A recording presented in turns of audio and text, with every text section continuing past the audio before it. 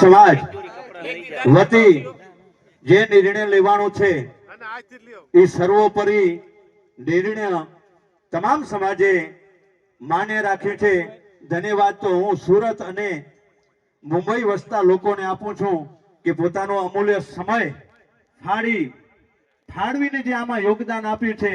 ખરેખર કાળિયા ઠાકરની દયા હોય તો જ આ વસ્તુ થઈ શકે, નકર થઈ ન શકે. મિત્રો, આપણે ઘણીવાર મીટિંગો કર્યું છે પણ મીટિંગો સક્સેસ નથી જોયું. એટલે ધન્યવાદ છે આ ભાઈઓને. અને જે ભાઈઓએ, જે આપણા મોટા ભાઈઓએ જે સાથ સહકાર આપ્યો છે એમનો પણ ખૂબ ખૂબ ધન્યવાદ. મિત્રો, 5 ગામ આહિર સમાજની બહેનો એ સોનું 12 તોલાથી વધારે ન પહેરવું. 12 તોલાથી વધારે સોનું લેવામાં નહીં આવે.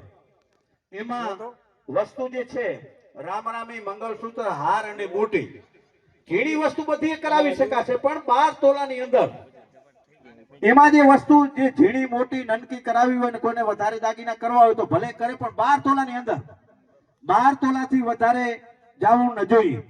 પછી પગમાં ચાંદીના દાગીના એ પણ પહેરી શકાશે, બરાબર છે.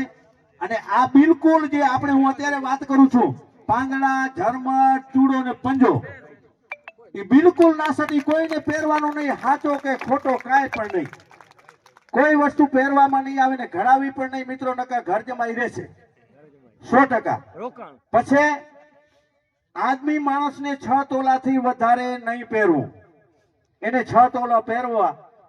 અમે તો મિત્રો કોઈ દી વીંટીએ નથી પહેરી. ખરેખર કોઈને શોખ હોય તો ભલે 6 તોલા પહેરે, 6 તોલાથી વધારે પહેરવાનું નહીં. પછી વરરાજા છે, ગણેશ બેસે ત્યાંથી એને 10 તોલાથી વધારે પહેરવાનું નહીં. પાંદડા તો નહીં, બીજો કોઈ એને હાર કે કાંઈ પહેરવું હોય, ચેન છે કે એ પહેરવું હોય તો ભલે, પણ 10 તોલાથી વધારે એને પહેરવાનું નહીં, નકર તો એ વળી વધી જશે. બહેનો અને ભાઈઓ, આપણી 5 ગામ વય અથવા અન્ય બીજી વયમાં પણ પહેરી શકાશે નહીં. બેન ભાઈ કોઈ પણ બીજી વયમાં જઈને એના પાંદડા પડ્યા હોય થેલામાં નાખતા જાય, ઉવા જઈને પહેરી શકાશે નહીં, બરાબર. આનો ઉલ્લંઘન કરશે અને સમાજ વતી 2,51,000 રૂપિયા દંડ લેવામાં આવશે. સગો ભાઈ હશે તો એને પણ મેળવામાં નહીં આવે. મિત્રો, જો એને મેળી દેશું તો લાગ વરગ થશે. આપણે બધા અંદરો અંદર સગા સંબંધી છીએ. એકવાર દંડ ભર્યા પછી નિયમનું ઉલ્લંઘન કરશે. આજે પાંદડા પહેર્યા, કોઈ ઝરમર પહેરી અને દંડ ભરી દીધો અને પાછો એને એવું કે હું છૂટી ગયો, એ નહીં હાલે. કાલે બીજી વાર પહેરશો તો બીજી વાર પણ દંડ લેવામાં આવશે. આ પણ આપણે સમજી લો મિત્રો, વારંવાર દંડ સમાજમાં ભરવો પડશે. દીકરાની વહુ સાટે હોય કે વગર સાટે 10 તોલાથી વધારે નહીં આપવાનું. આપણી દીકરાની વહુ હોય એને 10 તોલાથી વધારે નથી આપવાનું. દીકરીને 6 તોલાથી વધારે નથી આપવાનું. દીકરા અથવા દીકરીનું બીજી કોઈ પણ વયમાં વ્યવહાર કરેલો હોય તો પણ આનાથી વધારે દાગીના લેવામાં આવશે નહીં. મિત્રો, આપણે કાલ કોક આપણી છોકરીનો સંબંધ બારે કરીએ તોય પણ આપણાથી દાગીના વધારે લેવામાં આવશે નહીં, લેવાના નહીં. અને કોઈ આપશે તો 5 લાખ રૂપિયા દંડ કરવાનો રહેશે. એ સમાજમાં ભરવાનું રહેશે. લગ્ન થયા હોય કે સગાઈ થયું હોય, જે પણ સગાઈ તોડશે અથવા ફોક કરશે તો છોકરાવાળા હોય કે છોકરીવાળા હોય, જેના ચલાવવો હોય એમને, ન ચલાવવો હોય એને 11 લાખ રૂપિયા સમાજમાં દંડ ભરવો પડશે. એ મિત્રો આજથી જ લાગુ થઈ ગયો છે. આ બધા અમલમાં આજથી જ આવી ગયા છે. આજ બહેનોને કોઈને ખબર ન હોય અને કોઈ પ્રસંગમાં ગયા હોય અને એ કાંઈ દાગીના પહેરી ગયા હોય તો એને આપણે કોઈને દંડ લેવાનું નથી, પણ કાલ એ કાંઈ પહેરશે તો એના ઉપર 100% કાર્યવાહી કરવામાં આવશે.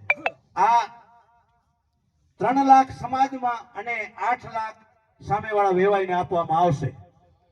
જે આપણે દંડ કરશું એ જે 11 લાખ રૂપિયા છે એ 3 લાખ રૂપિયા સમાજમાં આપવાનું રહેશે.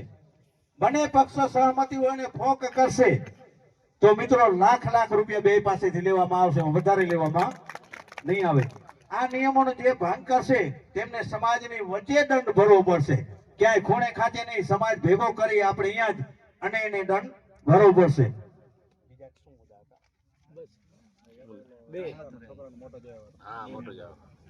હા મિત્રો, બીજો એક એ છે કે જ્યારે આપણે સારો પ્રસંગ હોય અને છોકરાનું જન્મ થયું હોય ત્યારે આપણે કોઈ દાગીના લઈને જતા હોઈએ તો મિત્રો એ દાગીના પણ લઈને જવાના નથી. સારામાં સારી એક કપડાની મડ લઈ અને હરખ કરી આવવાનો છે.